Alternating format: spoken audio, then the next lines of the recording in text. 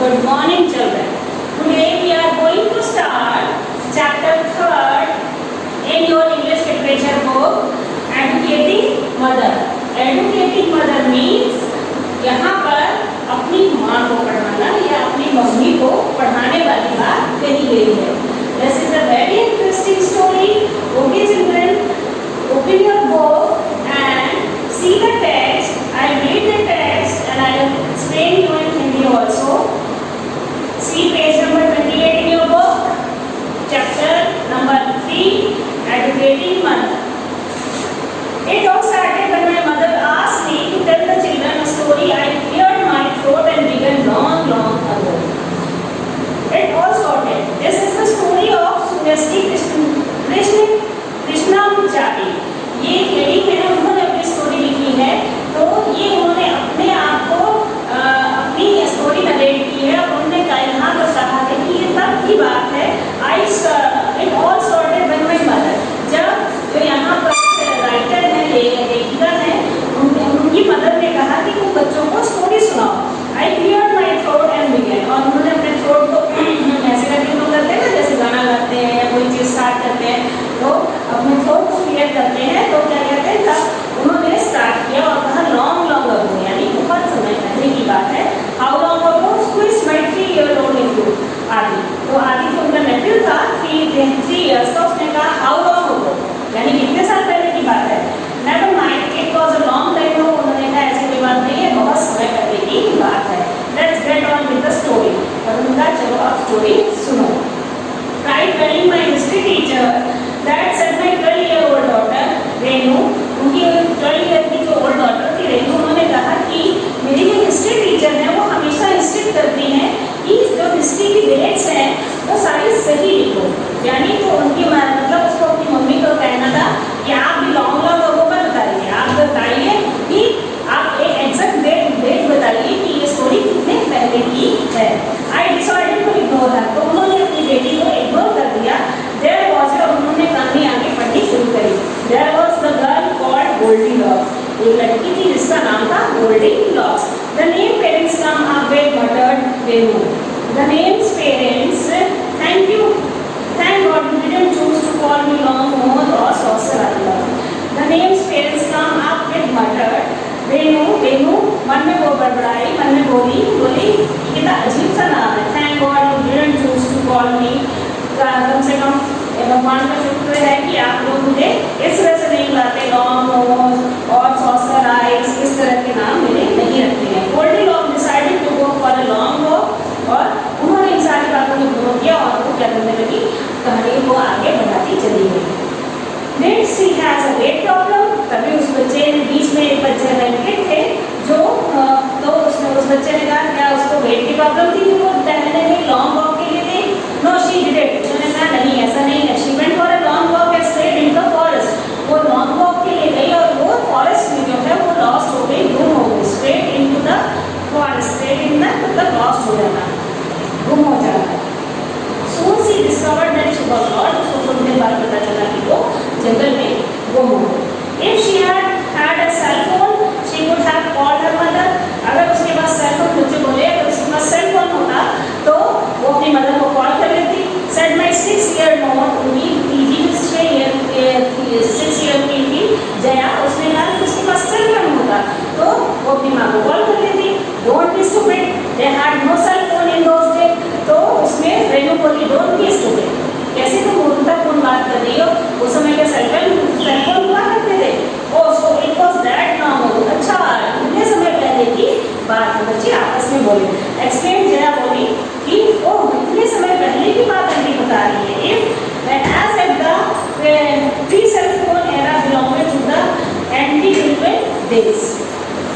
C the page number 39. The poor thing came to cottage. तो जब वो लड़की गुम हो गई, मम्मी उनकी कहानी आगे रखती हैं और कहती हैं कि जो वो लड़की गुम हो गई तो वो एक कॉटेज, एक मतलब झोपड़ी में गई और जहाँ पर 3 bears रहते थे. So she was so hungry. और उस लड़की को उस समय वहाँ पर बहुत भूख लगी. That she had straight for the dining room. और सीधा डाइनिंग रूम में गई कॉटेज के अंदर. There was a table. वहाँ पर एक टेबल रखी थी. Where 3 cups of porridge. वहाँ पर porridge मीन्स क्या होता है, दलिया. तो वहाँ पर porridge मतलब 3 कप जो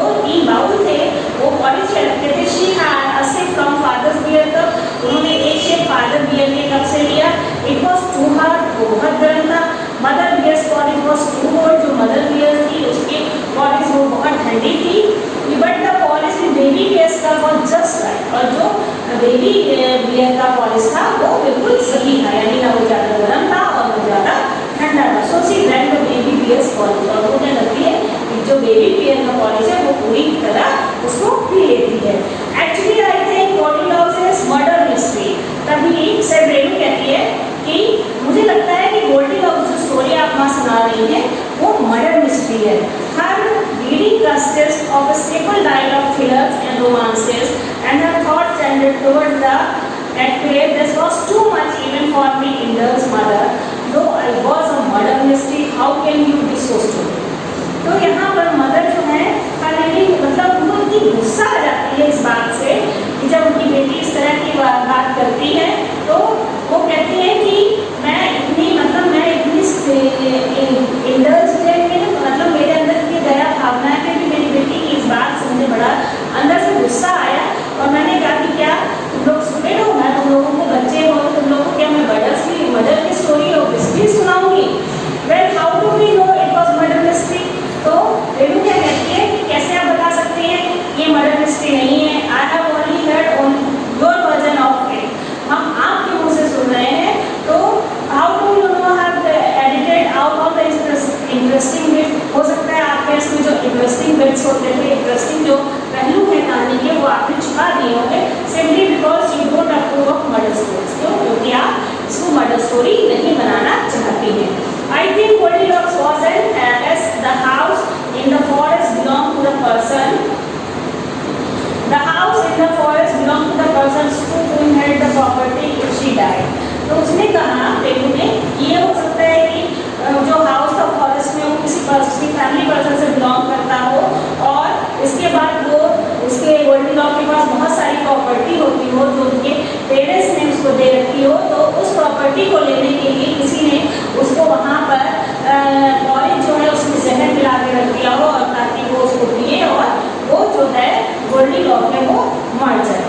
Seeing her get into the forest must have put a ball of poison forest in the bottle. She must have done the polish and died. The beers are only your invention. ये कहानी हो सकती है, आपने तो bears उसमें जबरदस्ती से गुजार दिए हैं, वो अपनी माँ से कहती है। The little girls were drinking in her words with awe, hearing her version excited, the more than mine did. तो जब रेनू ने इस तरह की कहानी बना दी, जो उनकी माँ सुना रही थी, उससे बिल्कुल डिफरेंट कहानी को मर्डर मिस्ट्री बना दिया, तो जो बच्चे थे वहाँ पर बैठे थे उनको बड़ा मजा आ रहा था इस तरह की मिस्ट्री सुनने में। मेरी Goldilocks was not the right choice. तो माँ को लगता है देखकर कि लगता है कि मुझे गोल्डीलॉक्स जो स्टोरी है वो मेरी राइट चॉइस नहीं है, हम आप दूसरी स्टोरी सुनते हैं।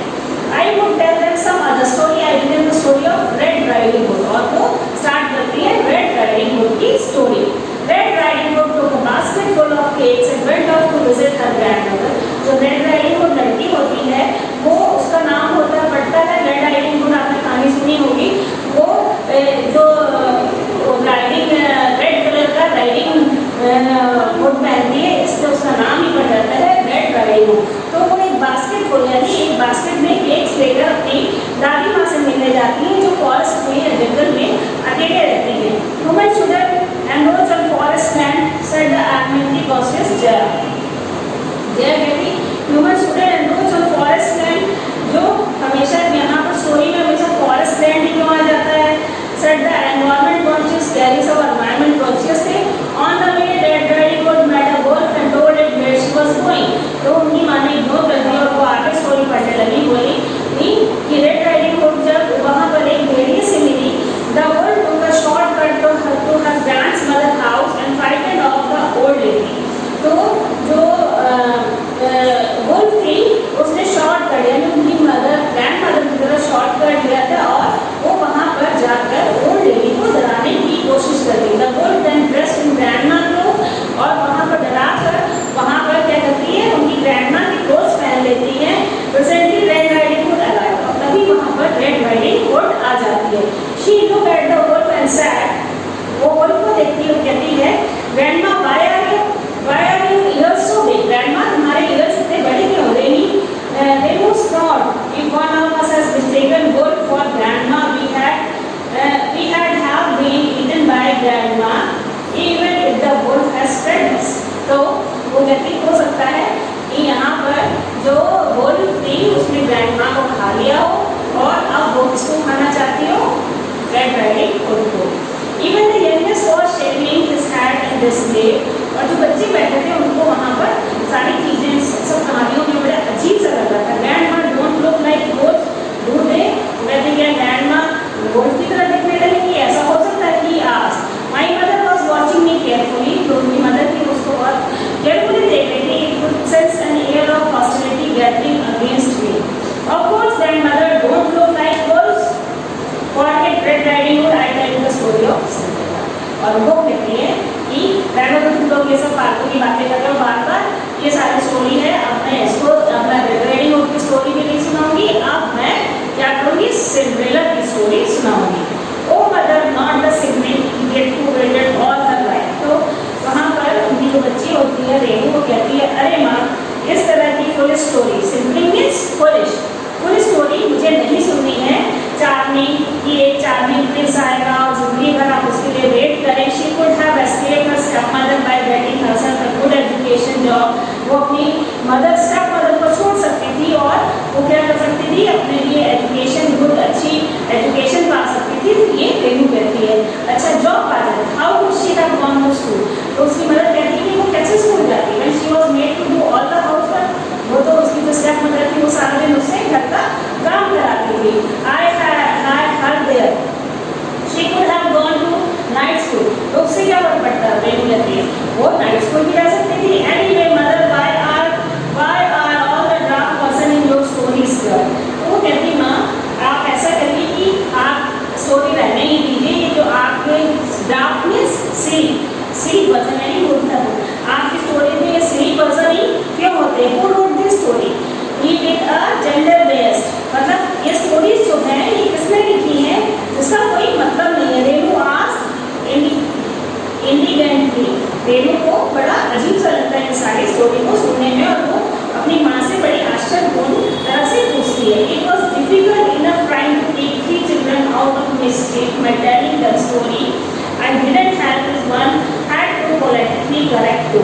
यानी वहाँ जब बच्चे बैठे थे वहाँ पर उनकी स्टोरी सुनने के लिए कोई भी राजी नहीं था, और उनको एक जगह पर समेटना और स्टोरी सुनाना बड़ा उनके लिए, उनकी मदद के लिए बड़ा ही मुश्किल होता था, क्योंकि वो बच्चे अपनी माँ को भी पढ़ाने लग गए थे कि ये स्टोरी में ऐसा हो सकता है, वो स्टोरी में ऐसा हो सकता है, आप गलत सुना रही हैं, मर्डर मिस्ट्री बन सकती है सिंड्रेला स्टोरी, ये प्रिंस का क्यों इंतजार कर रहे हैं, उनको वहाँ पर कुछ जॉब कर लेना चाहिए, अच्छी एजुकेशन पाना चाहिए, इन सारी चीज़ों को मतलब वो लोग पॉलिटिकली मतलब जो हमारे लाइफ का हिस्सा है उसको प्रेजेंट का हिस्सा है वो उसको देख रहे थे, क्योंकि ऐसे जो आश्चर्यजनक बातें होती हैं या वंडरफुल थिंग्स हो जाती हैं वो स्टोरीज नहीं होती है। I had to think the story where the prognostic was made and quickly dropped. What about Jack and beanstalk, फिर वो कहती है next story what about bean and jackstalk, I have heard that one, उन्होंने कहा said welcome, कहते हैं मैंने already ये स्टोरी सुनी है। That one where Jack plant a seed, एक जैक होता है वो सीड को प्लांट करता है, and very tall plant grow from it over, और रात ही रात में वो पेड़ बहुत बड़ा हो जाता है। It Jack use a genetically modified seed आज जैक कहती है क्या ऐसा सीड में क्या हो गया, इतना मॉडिफाई क्या करके वो रात ही रात में बड़ा हो जाता है। It was no use, it has think of something else, वो कहती है कि इट वॉज नो यूज, इसका कोई यूज नहीं है। I had to think of something else, इसमें कुछ और होगा।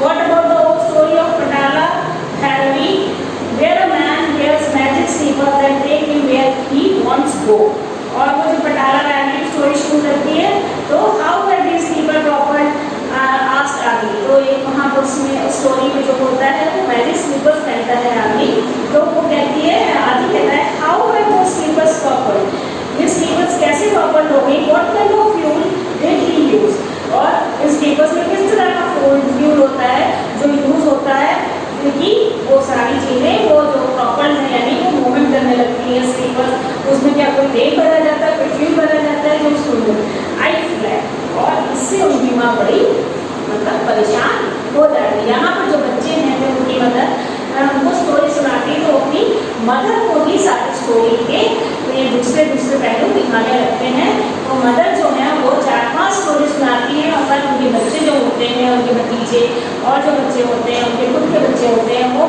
4-5 स्टोरी माँ को भी उल्टी सुना देते हैं कि ये स्टोरी ऐसे नहीं, ये स्टोरी ऐसी होगी, ये स्टोरी ऐसी होगी, इन सारी चीज़ों की बातें वहाँ पर हो जाती हैं। Okay, children, we have completed this chapter, chapter number 3, educating mother.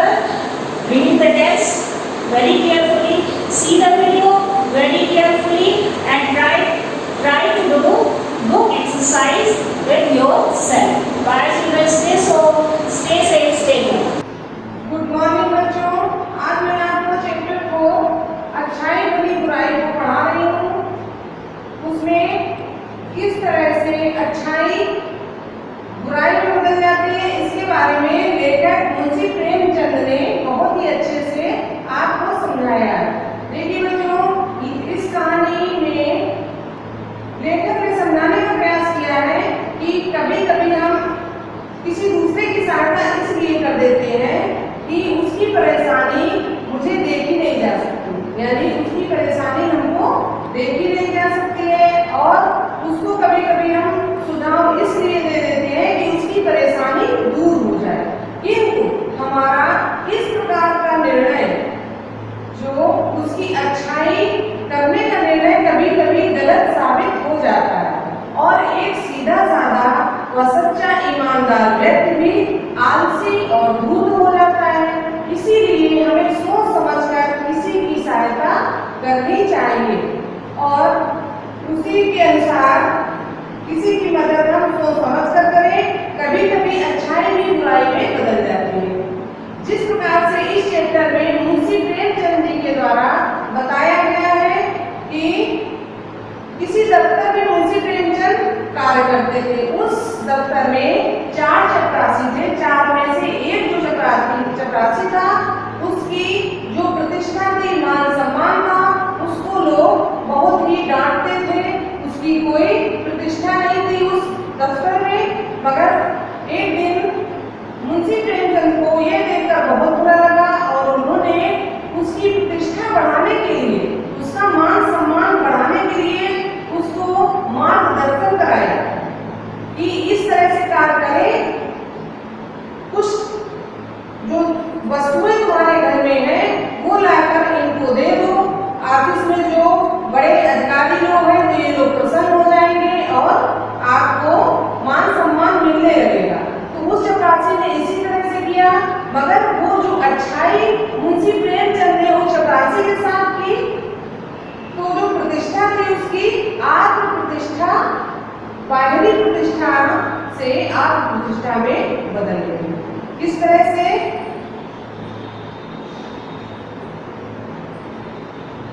जब उसे मैंने प्रतिष्ठा का मार्ग दिखाया, मुंशी प्रेमचंद जी कहते हैं, जब मैंने उसे प्रतिष्ठा का मार्ग दिखाया तो उसकी वास्तव में वह प्रतिष्ठा पतन का कारण बन गई।